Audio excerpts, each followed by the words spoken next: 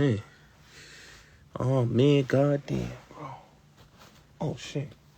Turn on the fucking 90 Day Fiancé. And I will see you tomorrow. Yes. Yeah, I was sitting here watching 90 Day Fiancé. But, let's get to the show. So, ladies and gentlemen, I'm going to be honest with y'all right now. This is viewer discretion is advised. This content will be placed on my YouTube channel. I really want to discuss a couple topics. The Angie Stone topic. The topics with the prisons. And I want to talk about, the thing with Trump. Biggie Smalls. Basically his catalog is now up for sale. So I want to discuss these pivotal topics. Is very important in this live, because this right here is serious. But the first one I want to get into is the prisons, but I also want to get into what Trump is talking about. So let me just play this. If you notice that every country that has the death penalty has no drug problem, they execute drug dealers. And when you think about it, it's very humane, because every drug dealer, on average, they say, kills at least 500 people, not to mention the damage they do to so many others, but they kill large numbers of people. China, Singapore, actually, there are quite a few, many in Asia, where they have the death penalty. There's no drug problem whatsoever. They come to our country because we have a much softer policy. We give them a slap on the wrist and say kill a lot of people.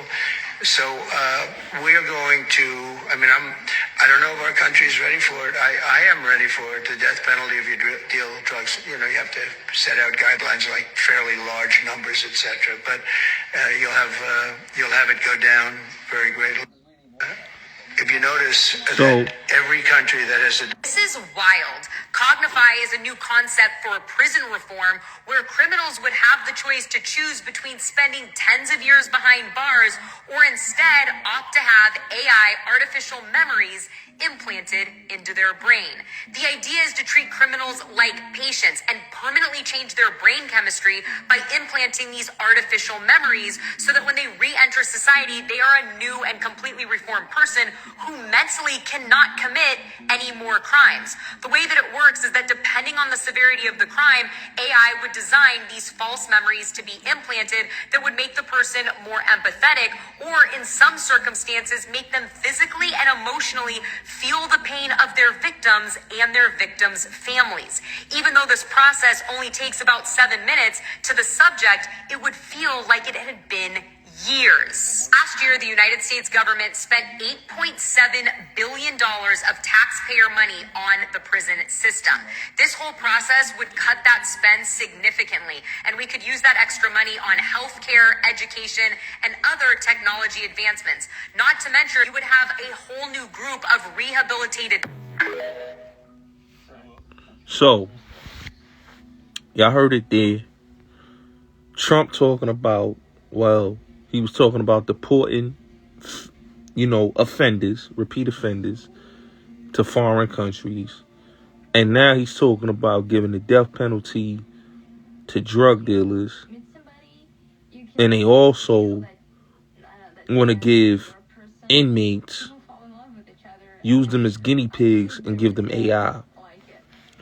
Now, here's my thing, my opinion on this. This is why I say it's pros and cons on this, right?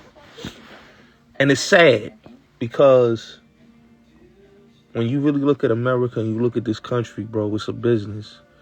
When you really look at the politics sides of this, it's dangerous business. To see that people that are in prison is going to be used as guinea pigs. We seen the Tuskegee experiment, and we seen a lot of things in history books, but to hear that the government is willing to put AI chips is crazy to me. You know, that is crazy to me, you know. And the thing that's really crazy to me is that when you hear the president talking about death penalty to drug dealers, that's also crazy to me. You know what I'm saying?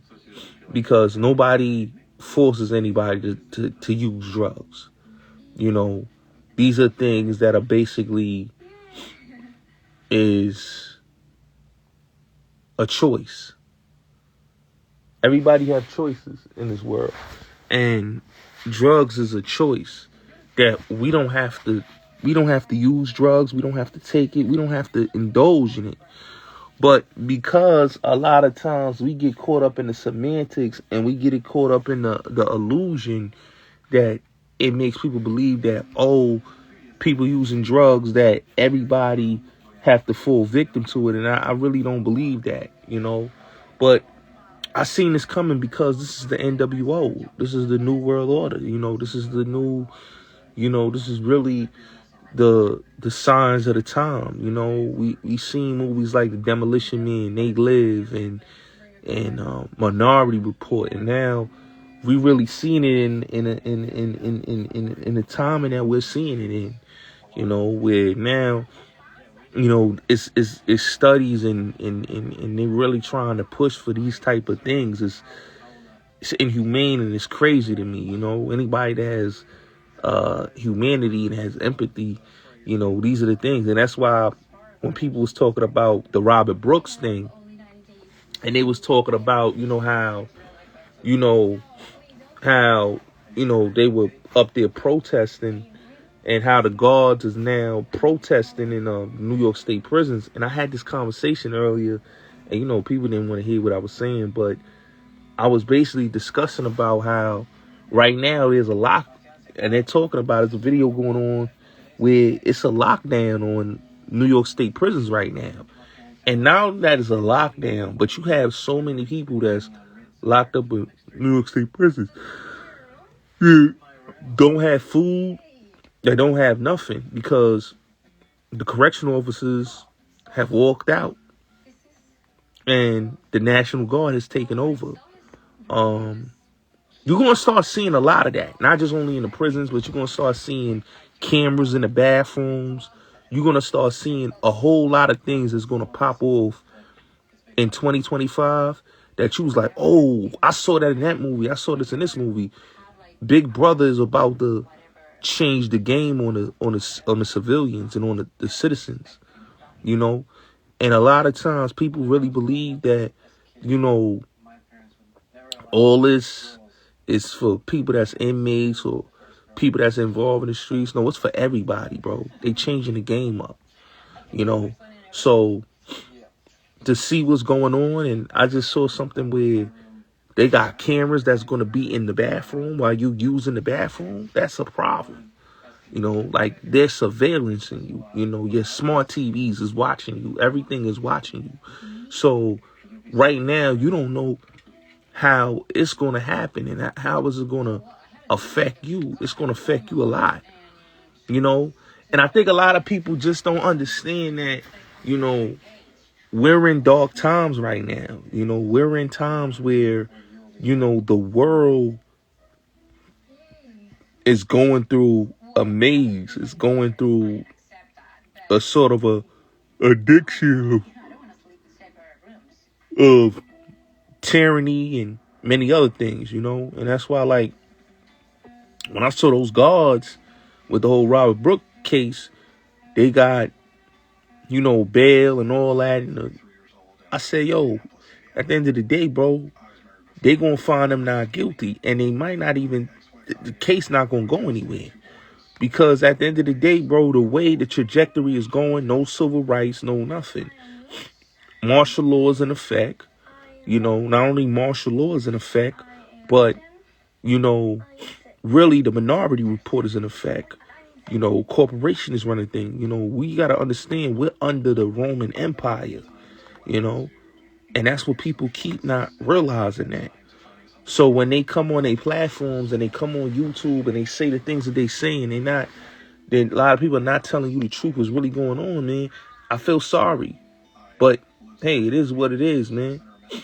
Because now they want you to understand, if you do offend, if you do go back to prison, that you now may be under the microscope of being a science project, a guinea pig for AI. So AI is taking over the world, bro. And people warn people about this, that this is going to take over the world to the point that we're living in the modern day Demolition Man. We're living in the modern day Minority Report. We're just living in this world that we was talked about, that people was talking about in the 90s and in the 2000s, and even in the movie In Time. If you ever seen that movie with Justin Timberlake, like, these are the things that we saw in these movies, and we was like, yo, that ain't real. Book of Eli. We didn't believe it. And now these is in the planning boards. This is what they really is out here, because, like I said, everybody got to go back to what Bill Gates said in his speech and just understand what the 1% thinks about the regular people. So, it is what it is, man. I just wanted to chop it up on that, and I want to get into this next topic. I really want to talk about this Angie Stone's situation, man. R.I.p. to Angie Stone, man. Everything she's done in the music game is remarkable. Her helping out, D'Angelo with his career and his first album, Brown Sugar. To her being a part of the first rap female group Sequence, on Sugar Hill Records. Just her being a legendary artist and being the godmother of the neo soul music is phenomenal. Her songwriting ability, her background singing, everything. She's 101, And I was a huge fan. I saw Angie Stone live like many years ago. Dope artist. Loved her music. A lot of her songs, even when she was doing her album Black Diamond, and her other albums, her other projects, she wrote a lot of her songs about her relationship with D'Angelo. They went through a lot, And if you listen to the song, My Baby, or any of the joints, No More Rain, and a lot of those songs was based on her relationship with D'Angelo, and how the game really, because if you listen to the song My Lady is about Angie, send it up. Those are songs that was about their relationship. So, it was sad to hear how she passed, in a car accident like that, and to be really, really technical, those Sprinter van accidents is, people need to be really careful with the Sprinter vans, because, seeing what happened to Kevin Hart and seeing what happened to Tracy Morgan with the Sprinter vans, it's like, those Sprinter vans, on the highway, especially where you got 18-wheelers, man, it's very dangerous, bro. And it's just sad, It's just sad, when they it's crazy. They had a rumor out there that she had passed away, I think a year ago, and it wasn't true, And man, they always say words is curses, man. You got to be careful the words you put out there about people. But I saw a video, and I want y'all to really look at this. And I'm about to play it with Angie Stone talking about her royalties, right? And a lot of people are saying that, maybe her death is foul play. Maybe it has something to do with her royalties. I don't know, what I'm saying? But, you never know, what I'm saying? But I'm going to play the video so people can hear what I'm talking about. A lot of my publishing, a lot of my royalties, my mechanicals, they have all pretty much been stolen. after 40-something years in the business, I'm like, where are my royalties going? Because I'm not getting this. Come to find out, Universal Music has been receiving all my royalties, all my mechanicals. They've taken pretty much everything. They've stolen, I won't say stolen, but they have taken all the monies that were due to me. They have basically absorbed in that company. Even though there's several class action lawsuits, people that were working on my behalf never even registered the songs. All the songs that I've done, I'm only coming to find out they were not properly registered by the companies that I signed over to, people that were supposed to do their due diligence. So I'm truly a walking testimony that God has carried me all this time, because if you only knew how much money they have taken from me, how much they have stolen from me, monies that I'm supposed to be, I should have been able to retire 20 years ago with the money I've made. So I'm just here to let you know, one way or the other, Universal Music, you're going to have to give up my coins. And so what I'm doing now is whatever is necessary to make sure they pay me for the legacy of my life, for my children and my grandchildren. They're going to have to give me my money out of my publishing. So, with that being said, this is why I say, like, when it comes to music and it comes to our people in the music industry, we have built the entertainment game. Black music has built this infrastructure in music. If you really look at Universal and all these record labels, if it wasn't for the black artists, you know, before Universal was MCA, black artists built MCA, you know, and all these labels, actually, you know, and the way black artists is done by the record companies is sad, you know. It's to the point where that a lot of them die and their family doesn't get anything. And we're talking about $1 billion catalog. You know, the record companies making billions and millions of dollars off of these catalogs from all these artists. You know, if you look at Sam Cooke, if you look at all these artists that we're naming, their catalogs are not owned by their family. Their catalogs are owned by the corporation. And even living artists, because a lot of them are signing off their catalogs. So, yes, you may get a little bit of money, but it's not comparisons of what the corporations is going to make. You know, and this is the problem that a lot of artists is having, where they singing their heart out. You know, they got to keep touring. They got to keep doing this. They got to keep doing that, because they can't celebrate and enjoy the fruits of their labor. They can't retire. You know, people ask a lot of artists, you know, why is you still on tour? Because they don't have the percentage of their catalogs. And a lot of people like to blame this and that one and that one. And I always believe that it's really, you know, the corporations. Because the corporations own everybody. You know what I'm saying? They don't only, like, a lot of these boutique labels. That's why when I heard L.A. Reid spoke about the boutique labels, he had a point. You know, when I saw the whole shakeup at Universal, where Lucian Grainge was basically shutting down all the urban departments, right? And they basically was mobilizing and capitalizing Warner and Atlantic Records, right? So what Universal was doing was I wouldn't even say a hostile takeover. It was just a business takeover. And what people got to realize is this, is that in the music industry, this is going on every day.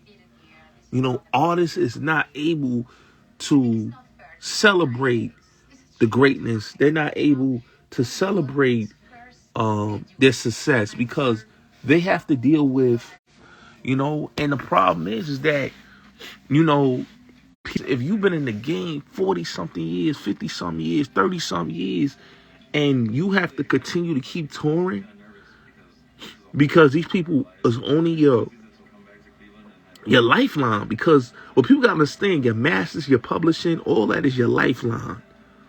All that is your lifeline. So Angie Stone or Prince or Michael Jackson, even Biggie, which I'm about to speak about the Biggie thing, right? Is that their catalogs is being taken from them. And even though they may put up a fight, it's still being taken from them. They're not able to absorb the success. They're not able to sit there and enjoy their success. And that's how record companies are right now. That's how the record companies are right now. You know what I'm saying? It's a business, and in this Black Rock Vanguard era of music industry, these people is running everything. These firms that are buying catalogs of artists, they're buying it up for a reason. At the end of the day, they know what they're doing. So even with, let's talk about it. Even with Whitney Houston thing, right? The catalog, her catalog, man, you already know. But the Biggie catalog, let's talk about that. So I saw something today that disturbed me, and I'm putting this on my YouTube channel. All right, big bro. I seen this that disturbed me. That the Whitney Houston catalog is being, not Whitney, I mean Biggie. The Biggie catalog is up for sale. And basically, the catalog is up for sale for, I think I saw it was for 10 million or 40 million. It was 10 or 40 million. I know it was in that million range. That is being up for grabs and for sale for that amount of money, right? Now, Biggie's mother had control of the catalog and of the whole estate for years now. His mother had control of it. But the corporations, once the person that has control of the catalog deceased, like you seen with Tupac, these people could come right in, swoop, and take what they want. So when you look at Tupac's mother, she had control of the Pac estate, right? She co-signed everything. She made sure that this is what I want, this is what I want. She had say so. Even when it came down to the Tupac movie that Benny Boone did, she had the last call on that. But because she was having a riff with L.T. Hutton, they did some flim-flam BS. So when she passed away, they put out the movie. Knowing that the movie was not up to standards, knowing that the movie was not up to par, they still put the movie out, right? Grant you. The reason why they put the movie out, because the man that was left when she was sick, when she got sick, the man that was left with the estate was Tom Wiley. Tom Wiley is the man that signed Tupac. Now, Tom Wiley is good friends with who? Jimmy Iovine. Jimmy Iovine and Tom Wiley owns the estate of Tupac. So now it went back to the corporation. The corporation owns the estate of Tupac Amaru Shakur. So everything they're doing and everything they're putting out, whether the family like it or not, they're going to do that. So they're going to co-sign the Hughes brothers doing a documentary. Even though him and the Hughes brothers did not get along, they still put out a documentary with the Hughes brothers Not with the Hughes, but with Alan Hughes, I should say, right? They put the documentary out with Alan Hughes, right? For all the other stuff that they did, right? Things that the man wouldn't even agree to, they doing it, right? Because the family don't have no say so. The family can't stop anything because these people have control. And this is the problem when it comes to our culture. It's not only just Tupac, it's Sam Cooke, it's Marvin Gaye, it's Michael Jackson, it's Prince, it's everybody. The corporations run all these catalogs. So now Biggie, even though he has children, even though he has a wife, his catalog, his estate is going to go to these people. And they're going to celebrate the fruits of the labor of the catalog. The family may have a percentage, but they're not going to have the whole slice of the pie. It's going to be an 80-20 thing. That means the corporation is going to get 80% of the catalog. The family may get 20. So if they get 20% of the catalog, that's nothing there. That's no money there. You know? Unfortunately, you hear, and even I will tell you, facts. So what the industry does is borderline slavery. But you got to understand, when you sign a music contract, yeah, but you got to realize something, pay-per-view. These people own these dudes. Once you sign a contract with these record labels, bro, I don't care if you Puffy, I don't care if you Jay-Z, whoever, bro, all these dudes, and I mean all these dudes, when they sign that contract, in that contract, they own your lifeline. You know, your image, everything is owned by them. You know what I'm saying? You don't get to make no money off your likeness, especially if you go to jail. Look at Death Row Records. Death Row Records went to how many companies? You know? Yeah, you could record your old music, which is smart, but a lot of artists is not doing that. Some are, not everybody. And I think that's a small move for people to record their own music, but when you're not educated in the business, bro, these motherfuckers will do you any type of way.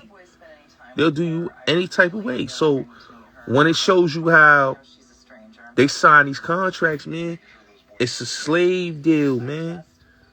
You signing a contract where you read the paperwork, bro, your life, they got life insurance policies on you in the contract. Your image, you signing over your image, you signing over your lifeline rights. So now you got an Angie Stone that passed away. She don't got control of her music or none of her publishing or anything. Her family ain't gonna get nothing. The industry gonna hold that. It's like the ward of a state. That's what it is with the record industry. You are a ward of the state when it comes to this music game. And that's the thing that's sad, you know what I'm saying? So, like, when I saw the thing with Biggie, I'm like, damn, son, that's kind of sad, man, because his mother had control of that, and she was having the final say. Once his mother deceased, once she passed away, you know, they got control of it. You know? Yeah, they listen, them drill rappers, bro, they don't even know when they sign them contracts, bro, they got insurance on them and all that, man. You know? And the crazy thing is, man, they wards of the state, bro, when it comes to this music industry, bro. The music industry is like the system, bro. You know, a lot of people don't look at it like that, but you got to look at it like that because it is really the system. It's really because these dudes is the ones that own the private prison industry. These are the dudes that, so they structure is no different than the prison industrial system. So they gonna do what they gonna do to make that quick fast buck, man. You know, 2025 is spooky, bro. It's spooky, bro. You know, like I showed y'all earlier, you know, that they about to put AI chips in that's crazy. The AI, like, put it in your memory and all that. That is crazy. You know, that is crazy, you know. So you don't re-offend. Like, how you doing that to people? So you basically subduing them and doing that. That's crazy. Ayo, Hassan Campbell's a troll. You heard, Prince? That dude is a troll. That dude right there is the worst of the worst. Anybody that listens to a dude that can't even get aggressive with the dude that did him dirty, he ain't nothing he could do about it. Until he get back from Bam, it ain't nothing he could do about it. I don't know, man. You know, I don't know, man. You know,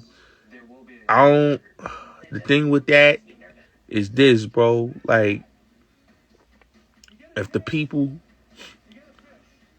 that's involved ain't speaking up, I think a lot of people can't speak up on that. You know, and that's the crazy part about it.